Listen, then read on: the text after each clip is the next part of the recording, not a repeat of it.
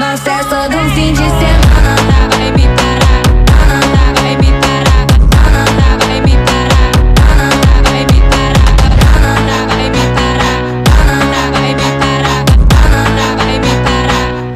Hi friends, నా పేరు రాకేష్. మీరు చూస్తున్న రాకీ టెక్నోవర్స్. ఈరోజు మన వీడియోలో ఏంటంటే చాలామందికి ఆధార్ కార్డులన్నీ పోతుంటాయి, చాలామంది డూప్లికేట్ వాడుతుంటారు ఇప్పుడు కూడా, పాతవి కూడా.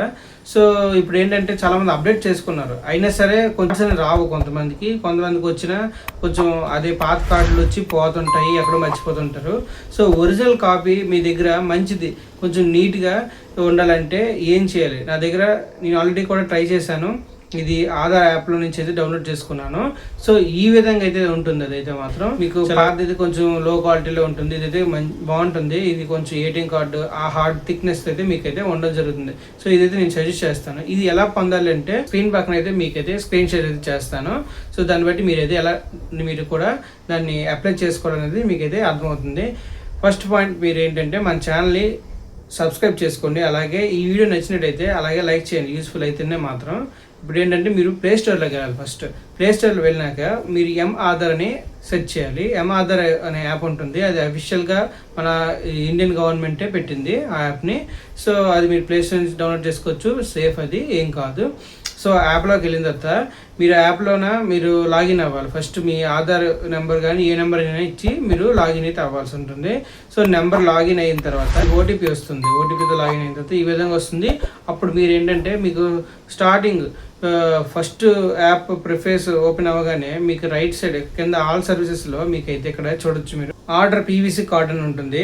ఆర్డర్ పీవీసీ కార్డ్ సెక్షన్లోకి ఓపెన్ చేస్తే మీకైతే మీకు డీటెయిల్స్ అడుగుతుంది, మీ ఆధార్ కార్డ్ నెంబర్, అలాగే దాని ఇంకా క్యాప్చా ఎంటర్ చేయాలి. క్యాప్చా ఎంటర్ చేసిన తర్వాత ఆధార్ కార్డ్ కరెక్ట్గా మీ నెంబర్ అయి ఉండాలి, కరెక్ట్గా ఎంటర్ చేసుకొని క్యాప్చా ఎంటర్ చేయండి. క్యాప్చా ఎంటర్ చేసిన తర్వాత మీ మొబైల్ నెంబర్ అయితే ఎంటర్ చేయమని అడుగుతుంది, మీ రిజిస్టర్డ్ మొబైల్ నెంబర్ అయితే మీరు ఎంటర్ చేయాల్సి వస్తుంది. అలాగే సబ్మిట్ కొడితే మీకైతే ఓటీపీ వస్తుంది. మీరు ఏ నెంబర్ అయితే ఎంటర్ చేశారో ఆ నెంబర్కి ఓటీపీ వస్తుంది. ఖచ్చితంగా మీరు అది ఓటీపీ వచ్చేలాగా చూసుకోండి. కొంతమంది రీఛార్జ్ లేకుండా ఓటీపీ చూస్తుంటారు, ఓటీపీలు రావు. సో అది ఒకసారి చెక్ చేసుకోండి.